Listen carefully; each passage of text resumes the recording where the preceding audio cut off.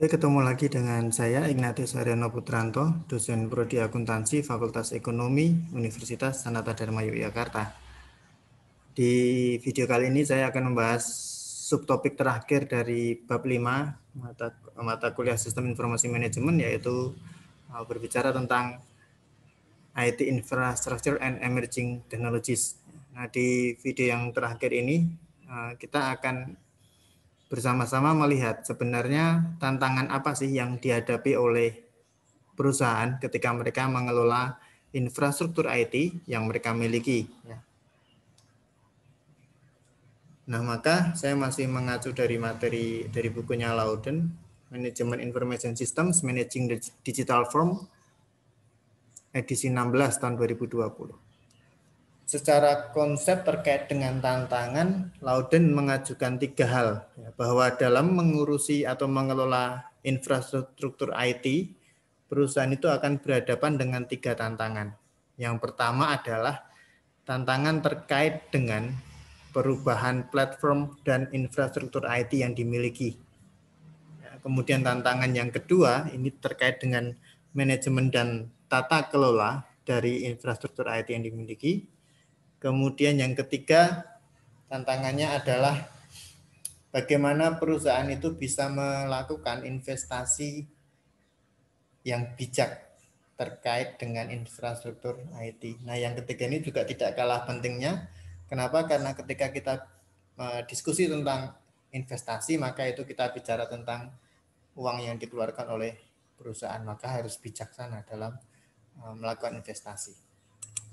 Oke, kita lihat yang pertama terkait dengan tantangan perubahan platform dan infrastruktur. Loudon mengajukan suatu konsep latar belakang. Konsepnya gini, perusahaan itu dalam menjalankan usahanya, ya, dalam eksistensinya itu akan menghadapi 2 kondisi. Kondisi yang pertama adalah perusahaannya tumbuh dan berkembang, kondisi yang kedua perusahaannya kolaps. Nah, apa kaitannya dengan infrastruktur IT? Ketika perusahaan itu tumbuh dan berkembang, maka secara cepat pula mereka itu akan memiliki pertumbuhan dalam hal infrastruktur IT-nya. Misalnya dari yang tadinya jumlah komputernya sedikit, tetapi karena perusahaan semakin berkembang, ya proses bisnisnya semakin lancar, maka kemudian mereka melakukan banyak pembelian infrastruktur IT agar proses bisnis dapat terhandle dengan baik. Nah, di sisi yang lain, kalau perusahaan kemudian mengalami kolaps, mengalami kemunduran, yang terjadi adalah they can get stuck with excessive infrastructure purchase in better times. Kalau perusahaan mengalami kemunduran, maka mereka akan mengalami terjadinya kelebihan infrastruktur yang sempat mereka beli ketika mereka sedang dalam kondisi yang lebih baik. Nah, ini latar belakang kondisi yang pasti akan dihadapi oleh perusahaan. Kalau mereka tumbuh dan berkembang, maka infrastruktur IT-nya juga akan bertambah. Tapi kalau mereka mengalami kemunduran, maka infrastruktur IT yang banyak itu tadi akhirnya akan menjadi semacam ya sesuatu yang tidak digunakan, akhirnya menjadi sesuatu yang sia-sia kan itu.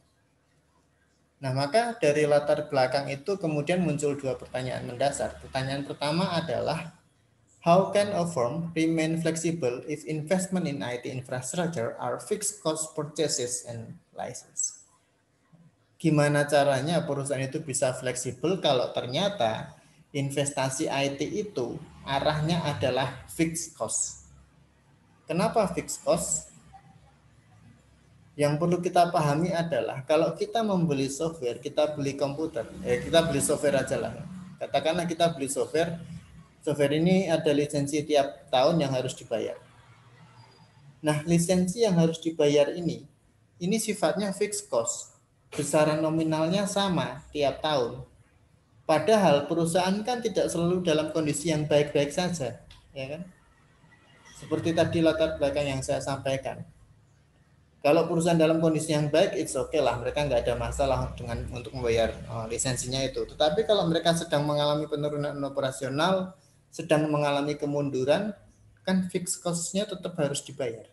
lisensinya tetap harus dibayar. Tidak bisa kita akan bilang ke vendor, Pak tolong saya nggak bayar lisensi dulu ya tahun ini karena kami lagi kolaps, kan nggak bisa gitu. Maka yang harus dipahami adalah biasanya investasi IT itu cenderung mengarah kepada investasi yang sifatnya fixed cost daripada variable cost. Kemudian pertanyaan kedua yang muncul adalah how well does the infrastructure scale? Seberapa penting sih adanya konsep skala infrastruktur? Nah, maka kemudian dua pertanyaan ini mengarah kepada suatu konsep yang diajukan oleh Loudon, yaitu konsep scalability atau skalabilitas. Loudon mengatakan scalability refers to the ability of a computer, product or system to expand to serve a large number of users without breaking down. Jadi skalabilitas itu adalah kemampuan komputer, kemampuan sistem dalam melayani sejumlah besar user, dalam melayani user dalam jumlah banyak tanpa mengalami masalah yang berarti. Nah, ini yang harus dipertimbangkan oleh perusahaan. Ketika mereka akan melakukan investasi IT, ya mereka harus berpikir bahwa IT yang akan mereka akuisisi ini harus memenuhi konsep skalabilitas ini. Artinya ketika nanti perusahaan berkembang, perusahaan akan memiliki sistem yang mampu melayani aktivitas bisnis dengan baik. Kemudian tantangan yang kedua terkait dengan manajemen dan tata kelola. Nah, kalau kita bicara governance, teman-teman di akuntansi itu sudah sangat familiar dengan istilah corporate governance, tata kelola perusahaan. Bagaimana perusahaan ini dapat dikelola dengan baik sehingga nanti akan bisa menjamin kelangsungan hidup perusahaan, menjamin sustainability. Nah, kalau kita bicara tentang konsep governance of IT, sebenarnya ini juga bagian dari corporate governance ya. Tata kelola IT itu bagian dari tata kelola organisasi. Nah, kalau kita bicara tentang tata kelola IT, maka biasanya ada muncul beberapa pertanyaan.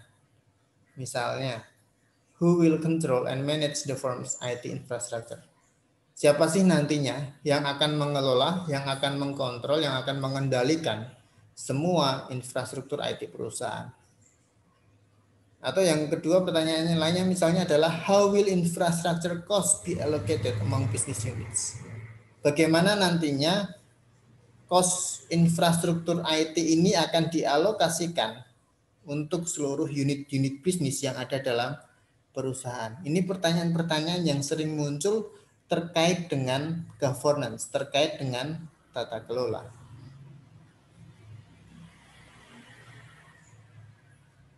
Atau pertanyaan lainnya adalah misalnya, should departments and divisions have the responsibility of making their own information technology decisions, or should IT infrastructure be centrally controlled and managed? Ya. Kalau pertanyaan ini biasanya terkait dengan misalnya perusahaan itu punya banyak divisi, punya banyak departemen gitu kan. Nah, pertanyaan ketiga yang tadi saya sampaikan ini konteksnya adalah apakah departemen dan divisi-divisi itu boleh punya tanggung jawab, boleh punya kebijaksanaan tertentu untuk pengambilan keputusan ketika mereka akan melakukan investasi IT? Atau apakah seluruh pengambilan keputusan terkait dengan IT harus dilakukan secara terpusat? Artinya yang mengambil kebijakan adalah manajemen pusat. Nah, ini pertanyaan yang biasa muncul. Nah, terus bagaimana jawabannya terkait dengan tata kelola? Loudon hanya mengatakan each organization will need to arrive at answers based on its own needs. Ya. Menghadapi pertanyaan-pertanyaan itu tadi, maka setiap organisasi itu akan memiliki jawaban yang berbeda-beda. Kenapa? Karena akan disesuaikan tergantung dengan kebutuhan dari setiap organisasi itu. Jadi kalau kita menghadapi pertanyaan tentang tata kelola itu memang kita tidak bisa langsung bilang, oh setiap perusahaan itu harus mengelola IT-nya secara terpusat, semuanya sentralisasi agar ada kontrol. Atau oh perusahaan harusnya memberi kebebasan pada tiap divisi untuk mengelola IT-nya sendiri, yaitu tidak bisa kita berikan jawaban seperti itu. Kenapa? Karena jawabannya itu akan disesuaikan dengan kondisi, dengan kebutuhan dari masing-masing organisasi atau masing-masing perusahaan. Bisa jadi di satu perusahaan dia akan melakukan sentralisasi pengambilan kebijakan untuk IT, di sisi yang lain bisa juga ada perusahaan yang menggunakan konsep setiap unitnya boleh mengambil kebijakan sendiri untuk IT, itu enggak masalah. Oke, kemudian yang ketiga, tantangan yang ketiga adalah making wise infrastructure investment. Ya, ini yang pernah saya sampaikan di awal bab sistem informasi manajemen, bahwa sebenarnya dalam mempelajari sistem informasi manajemen ini konteksnya adalah manajemen itu atau manajer itu harus bisa berinvestasi IT secara bijak. Kenapa? Karena kita bicara tentang uang yang diinvestasikan, uang yang dikeluarkan. Uang yang dikeluarkan untuk investasi berarti kan nanti ada return dan lain sebagainya kan gitu. Oke, kalau bicara tentang tantangan yang ketiga ini, kalimat awal Loudon dia mengatakan IT infrastructure is a major investment for the firm, ya, terutama di era sekarang, bahwa infrastruktur TI itu adalah investasi utama dari perusahaan. Di bab 1 Loudon pernah memberikan suatu grafik yang menunjukkan bahwa dari total nilai investasi perusahaan-perusahaan di Amerika beberapa tahun belakangan ini, ya, menunjukkan bahwa investasi IT itu mengalami peningkatan yang cukup signifikan. Artinya apa? Artinya di era sekarang, ya, ketika semua berbasis digital, mayoritas berbasis digital, kita bisa melihat bahwa ternyata perusahaan-perusahaan itu juga mulai mengeluarkan uang dalam jumlah banyak untuk membeli infrastruktur IT yang akan mereka gunakan. Nah, apa sih efek dari investasi IT ini? Ada dua efek yang bisa dihadapi oleh perusahaan. Efek yang pertama adalah if too much is spent on infrastructure, it lies idle and constitutes a drag on the firm's financial performance. Kalau perusahaan itu terlalu banyak keluar duitnya, terlalu banyak uang yang dikeluarkan untuk investasi dalam infrastruktur IT, bisa jadi nanti malah akan menyebabkan infrastruktur IT itu tidak jadi dipakai dengan maksimal. Kemudian nanti akan berdampak pada penurunan kinerja finansial perusahaan karena uang yang keluar untuk investasi terlalu besar dan di sisi yang lain rewardnya ternyata returnnya tidak terlalu baik. Itu kalau perusahaan terlalu banyak mengeluarkan duit untuk investasi. Nah, di sisi yang lain, kondisi yang lain adalah, Pak, berarti harus keluarin duitnya sedikit. Ya, itu juga masalah nanti. Kenapa? Loudon mengatakan, if too little is spent, important business services cannot be delivered and the firm's competitors will outperform under investing firm. Kalau tadi kita melihat bahwa perusahaan jangan deh terlalu berlebihan investasi IT, ternyata di sisi yang lain terlalu sedikit investasi itu juga masalah. Masalahnya apa? Kalau perusahaan terlalu sedikit dalam investasi IT, bisa jadi akan ada beberapa aktivitas bisnis yang tidak akan dapat dilakukan. Dampaknya apa? Dampaknya operasional perusahaan tidak optimal dan pada akhirnya perusahaan akan kalah dengan perusahaan pesaing. Ini yang realita yang dihadapi oleh perusahaan terkait dengan investasi. Nah, terus gimana? Maka Loudon mengatakan ada konsep yang namanya TCO, Total Cost of Ownership, yaitu konsep di mana perusahaan harus menghitung dengan detail berapa jumlah uang yang harus mereka keluarkan untuk investasi IT. Nah, kalau bicara tentang total cost of ownership, total cost kepemilikan dari suatu infrastruktur IT, Loudon mengatakan konsep TCO adalah semua biaya, semua cost, baik direct atau indirect cost itu dihitung. Maka di sini ada tabel yang menunjukkan contoh komponen-komponen cost yang biasanya muncul ketika perusahaan itu melakukan pembelian atau investasi pada IT. Misalnya yang pertama jelas berapa harga hardware-nya. Hardware acquisition. Komponennya apa? Harga komputer hardware-nya, ya komputer, kemudian kalau ada harddisk eksternal harganya berapa, UPS-nya berapa dan lain sebagainya. Intinya semua hardware sampai ke printer itu dihitung cost-nya berapa. Kemudian komponen yang kedua adalah software acquisition.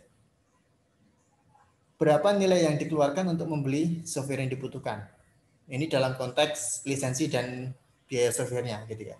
Biaya Microsoft Office-nya berapa, Windows-nya berapa, dan lain sebagainya. Ya, lisensinya per tahun berapa yang harus dikeluarkan. Kemudian ada lagi misalnya komponen instalasi, ini juga penting nih. Ya, berapa biaya yang harus dikeluarkan untuk melakukan instalasi komputer dan perangkat lunaknya. Ini ada komponennya sebenarnya. Kemudian training, ini juga penting. Kenapa? Karena sistem informasi yang baru itu pasti akan belum familiar bagi penggunanya, maka perlu diadakan pelatihan atau training bagi pengguna. Nah, ini ada biayanya. Contoh misalnya perusahaan menerapkan SAP nih, menerapkan ERP software. Kan berarti karyawan bisa saja belum familiar. Terus gimana ya, harus di training, datangkan konsultan IT SAP, diberikan pelatihan di situ. Dihitung biaya pelatihannya berapa. Kemudian technical support itu juga ada biayanya, maintenance, infrastructure, downtime, space, dan energi. Jadi dalam konsep TCO ini, total cost of ownership, itu seluruh komponen ya dari barang infrastruktur IT itu dibeli sampai siap digunakan, itu semua dihitung berapa costnya.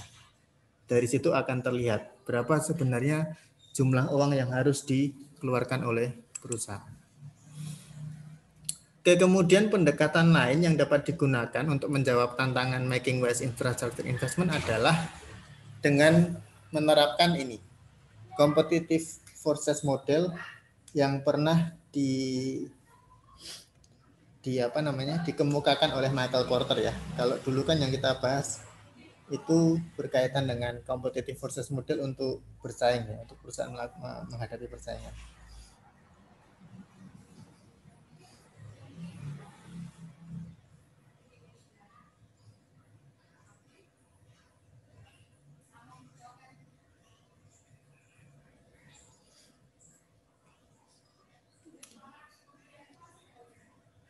Nah, ketika kita bicara tentang competitive forces model atau model daya persaingan terkait dengan investasi IT infrastructure, maka modelnya jadi seperti ini. Ya. Ada 6 unsur yang bisa kita pertimbangkan ketika perusahaan akan melakukan investasi IT. Yang pertama adalah market demand for your firms, customer services, and etc. Yang kedua, your firm's business strategy. Yang ketiga, your firm's IT strategy, infrastructure, and cost. Yang keempat, information technology. Kemudian yang kelima, ini faktor eksternal ya. Competitor firms IT services dan competitor firms IT infrastructure investment. Nah, kita lihat satu persatu. Yang pertama, competitive forces model untuk investasi IT adalah market demand for your firms, customer services, supplier services, and enterprise services, atau berkaitan dengan kebutuhan pasar dari layanan atau dari operasional yang dilakukan perusahaan. Maka untuk poin yang pertama ini, perusahaan itu bisa melakukan pemetaan sebenarnya. Bisa membuat semacam daftar gitulah ya. Membuat semacam daftar yang isinya adalah sebenarnya layanan apa saja sih yang diberikan, yang saat ini diberikan oleh perusahaan kepada customer, kepada supplier maupun kepada karyawan mereka. Nah, dari cara yang pertama ini, ketika perusahaan mulai menentukan list kebutuhan apa saja, kebutuhan atau layanan apa saja yang mereka berikan kepada karyawan, supplier, dan customer, diharapkan perusahaan mulai bisa mengidentifikasi kebutuhan IT seperti apa yang bisa mensupport layanan yang mereka berikan. Jadi ngeceknya seperti itu. Ngeceknya yang pertama adalah sebenarnya selama ini perusahaan tuh ngasih layanan apa saja sih ke customernya. Oh, layanan untuk memungkinkan customer melakukan aktivitas belanja online misalnya. Nah, itu dibuat list inventory. Apa aja yang dibutuhkan. Begitu juga ke supplier. Oh, ternyata memungkinkan untuk bertransaksi secara online real time dengan supplier. Nah, di list juga. Itu yang pertama. Modelnya komponen yang kedua dari competitive forces model on IT investment adalah terkait dengan strategi bisnis perusahaan kita, your firm's business strategy. Maka yang disarankan di sana adalah analyze your firm's 5-year business strategy and try to assess what new services and capabilities will be required to achieve strategic goals. Ya, jadi kan gini konteksnya, kita kan selalu berharap perusahaan ini akan berkembang, perusahaan kita itu akan berkembang kan gitu ya. Saya pernah mengatakan tidak mungkin seorang pemilik perusahaan bilang ya udahlah saya berdirikan perusahaan ini tapi nggak untuk berkembang amat lah gini aja, itu kan nggak mungkin. Ketika kita punya keinginan bahwa perusahaan kita akan selalu berkembang, maka untuk poin yang kedua ini yang disarankan adalah kita diminta untuk melakukan analisa strategi bisnis perusahaan kita 5 tahun ke depan ini apa. Kemudian dari situ kita disarankan untuk menentukan dalam 5 tahun ke depan ada nggak sih layanan atau hal-hal lainnya, operasional lainnya yang akan kita kembangkan. Ya, layanan-layanan baru yang akan kita berikan ke customer itu ada nggak sih? Nah, kalau ada ini bisa menjadi sesuatu yang penting. Kenapa? Berarti nanti kan kita butuh infrastruktur IT yang baru nih, ya kan? Untuk mengakomodasi aktivitas yang baru nanti kan gitu. Nah, jadi kita untuk poin yang kedua ini kita disarankan untuk ngecek strategi bisnis kita apa 5 tahun ke depan, ada nggak terobosan-terobosan baru dalam hal services yang nanti akan kita berikan kepada customer, kepada vendor, kepada employee kita ya, di 5 tahun ke depan ini. Nah, itu yang kedua. Kemudian yang ketiga terkait dengan your firm's IT strategy, infrastructure, and cost. Nah, ini ada beberapa hal yang ditentukan, yang harus kita tentukan. Yang pertama, examine your firm IT plans for the next 5 years. Dicek lagi perusahaan kita ini rencana IT-nya seperti apa sih untuk 5 tahun ke depan. Jadi setiap perusahaan itu pasti punya information technology plans. Mereka punya apa ya istilahnya ya, draft rencana, punya blueprint ya. Untuk perusahaan saya ini nanti 5 tahun ke depan IT-nya mau jadi seperti apa, teknologi apa saja yang nanti akan kita gunakan dan lain sebagainya pada beberapa tahun ke depan. Nah, itu harus dicek ya. Dicek apakah rencana IT kita tersebut itu sesuai, sejalan dengan rencana bisnis. Jadi examine apakah IT plans kita align dengan business plan. Kemudian setelah itu, hal kedua yang harus kita lakukan untuk poin yang ketiganya adalah tentukan berapa total cost infrastruktur IT-nya. Jadi misalnya gini, dalam 5 tahun ke depan pengennya perusahaan ini SAP-nya terupdate nih, ya kan? Karena perusahaan semakin berkembang, maka SAP-nya juga harus menyesuaikan, maka akan mengakuisisi atau membeli SAP yang modulnya lebih lengkap, lebih komprehensif, misalnya seperti itu, yang lebih terupdate, lebih kekinian. Nah, kalau sudah punya rencana seperti itu, dihitung total cost-nya berapa. Bagaimana cara ngitung total cost-nya? Ya menggunakan seperti yang tadi saya sampaikan, menggunakan TCO analysis, total cost ownership. Semua cost, semua biaya yang akan dikeluarkan untuk investasi IT dihitung secara detail. Oke, kemudian yang keempat ini IT. Dalam competitive forces model on infrastructure itu ada unsur IT. Maksudnya gimana?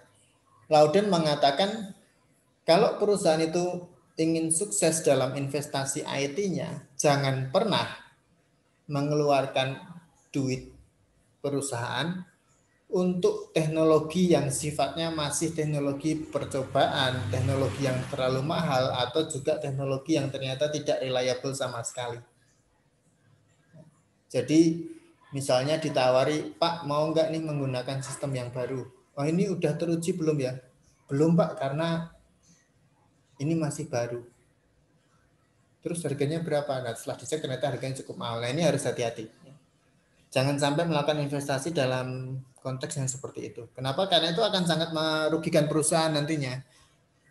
Karena belum teruji, karena belum tidak reliable, masih dalam tahap percobaan, udah bayar mahal, begitu diterapkan, dipasang ternyata malah banyak masalah yang muncul. Nah ini kan eman-eman. Terus harusnya gimana? Kalau bicara tentang konteks information technology, maka Loudon mengatakan, you want to spend on technologies for which standards have been established. Ya perusahaan harusnya investasi pada teknologi yang sudah jelas teruji, sudah mumpuni, yang jelas-jelas reliable. Biar investasinya nggak sia-sia. Kemudian yang kelima, komponen yang kelima adalah terkait dengan pesaing nih. Nah, kalau dari tadi kan kita melihat internal nih, ya kan, teknologi yang rencana teknologi yang akan kita jalankan, kemudian strategi kita apa, layanan apa yang kita berikan. Nah, sekarang agar investasi IT itu bisa dikatakan bijaksana, perusahaan juga harus melihat faktor eksternal. Apa faktor eksternalnya? Tadi yang pertama sudah teknologi informasi. Faktor eksternalnya adalah pesaing berikut. Harus melihat competitor firms IT services. Harus melihat layanan berbasis IT apa yang digunakan oleh perusahaan pesaing. Maka Loudon mengatakan, try to assess what technology services competitors offer to customer, suppliers, and employees.